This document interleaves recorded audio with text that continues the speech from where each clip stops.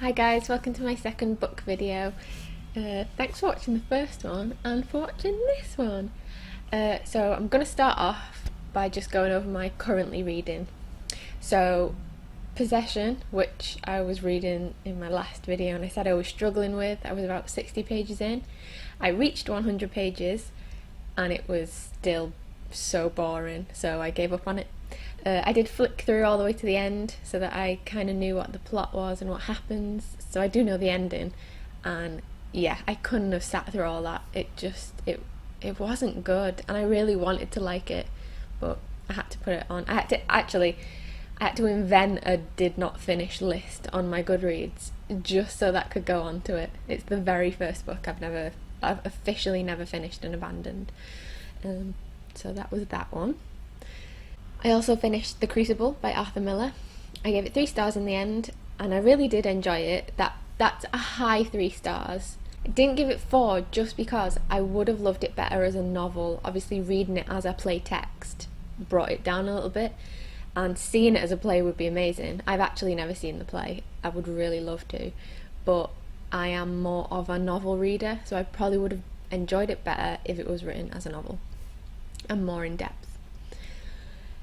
Books I'm still reading at the minute, I'm still on Jonathan Strange, which I'm 40% of the way through.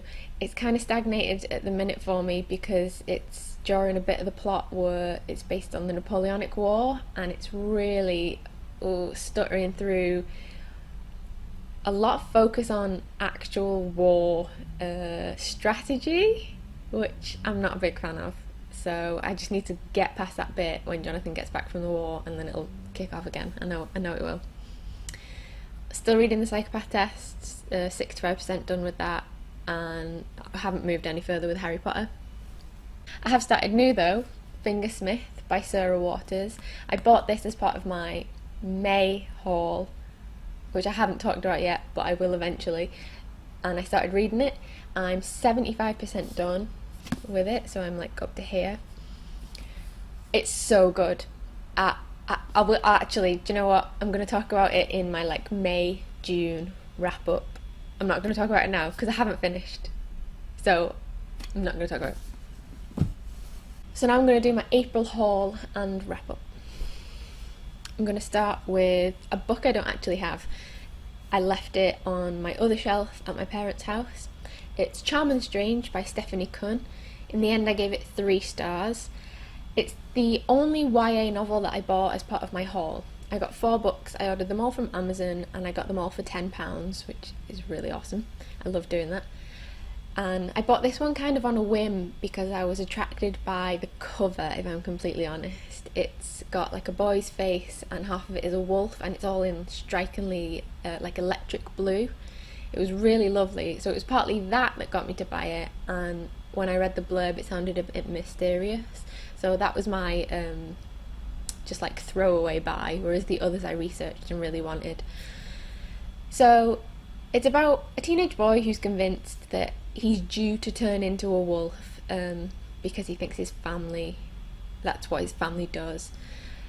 It's a really disjointed novel, like it's quite confusing. You don't know where it's gonna go, where it's headed, and what's happening, and the way he's thinking. It's all very strange.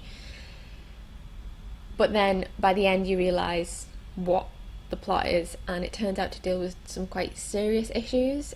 I'm not going to spoil what they are though, just in case anyone wants to read it. But personally, it wasn't great, so I gave it a low 3 stars, and I'll probably give my copy away if I'm honest. So the second book I got is Picnic at Hanging Rock by Joan Lindsay. This is just like a vintage paperback edition, and I gave it 4 stars in the end. I really enjoyed this. So it's set in the year 1900 on Valentine's Day, and a group of schoolgirls go on a field trip to a place called Hanging Rock, which is a real place in Victoria, Australia.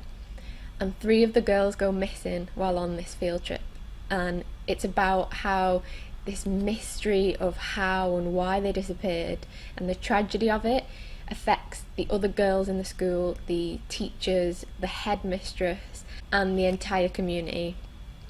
It's got a really sinister vibe, which is why I really enjoyed it, because I love that creepy, sinister type theme to things.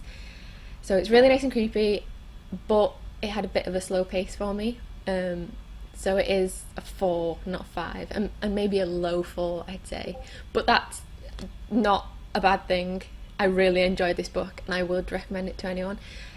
Also, I've heard that they're making, I can't remember if it's a new film or a TV series, but I've heard that Natalie Dormer's going to be the headmistress, so that sounds cool.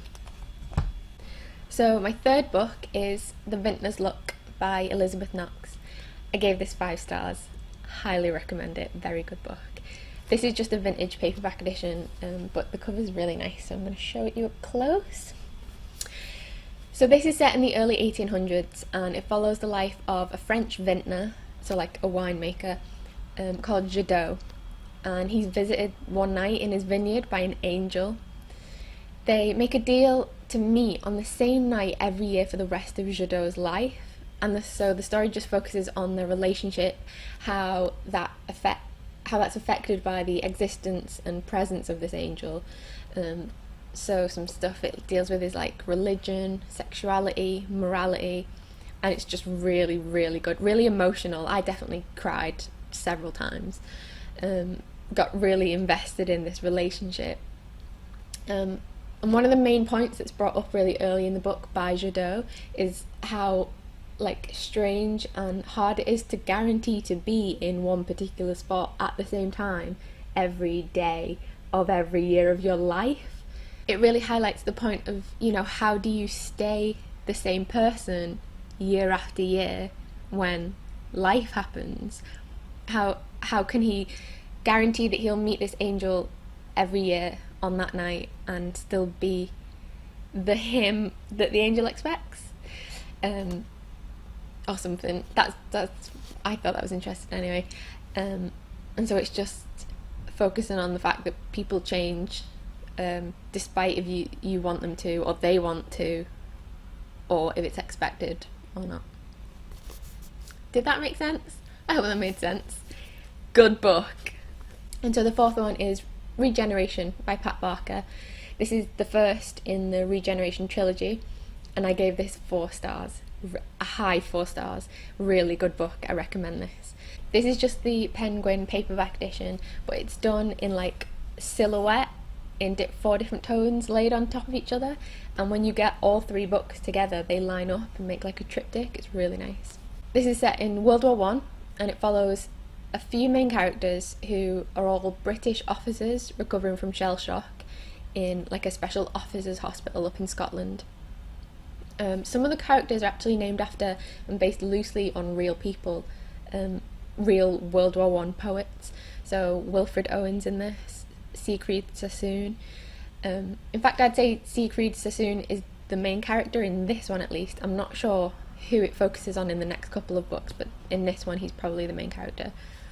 And he kicks it off by writing a letter, an open letter that criticises and questions the morality of the war and the fact that it's ongoing despite the British Army not getting anywhere and despite all the casualties of the young men.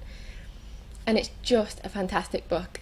So like it focuses on identity, masculinity, and really heavily with morality, so particularly regarding war. Pat Barker is such a great writer. Like, I particularly like reading dialogue. I don't know what it is about it. I just really like it, and she makes it so natural and so lovely. In fact, I'd like to read. I've tabbed some excerpts, and I just want to read this one to you. This quote I heard before I even heard of this book years ago, and so when I finally got around to reading it and I found it in the book, I was like, oh my god, I've heard that before. It's just a really chilling and heartbreaking, like heart-wrenching quote. So this is a bit where this is Wilfred Owen talking to Sassoon. It's not just that though, is it? Sometimes when you're alone in the trenches, at night you get the sense of something ancient, as if the trenches had always been there. You know, one trench we held it had skulls in the side. You look back along and like mushrooms. And do you know, it was actually easier to believe they were men from Marlborough's army than to think they'd been alive 2 years ago. It's as if all other wars had somehow distilled themselves into this war, and that makes it something you almost can't challenge. It's like a very deep voice saying, "Run along, little man, be thankful if you survive." Like, how good is that? Highly recommend this one. So that's my April haul and my April reads. So thanks again for watching my second book video and listening to me ramble about books.